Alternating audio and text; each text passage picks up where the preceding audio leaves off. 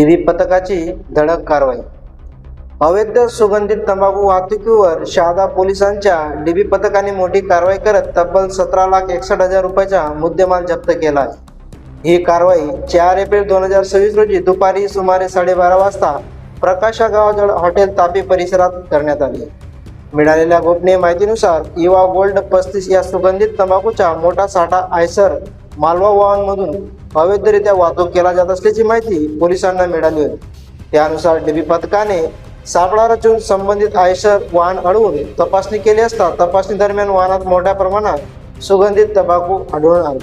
या कारवाईत एकूण 17,61,000 रुपयाचा मुद्देमाल जप्त करण्यात आला असून आयसर चालक गोकुळ पितांबर शिंदे याला पोलिसांनी ताब्यात घेतले आहे। त्यांच्या विरुद्ध अन्न सुरक्षा मानके कायदा कलम 26 व 27 तसेच भारतीय दंड संहिता कलम 123, 223, 274, 275 अन्वये गुन्हा दाखल करण्यात आला आहे।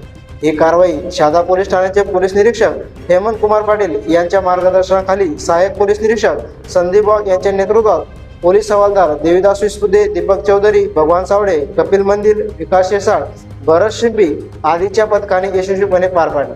दरम्यान या धडक कारवाईमुळे अवैध तंबाखू वाहतूक करणाऱ्यांमध्ये खळबळ उडाली असून पुढील तपास शहादा पोलीस करीत आहेत। झुंजार क्रांती न्यूज साठी कृष्णा कोडी, शहादा।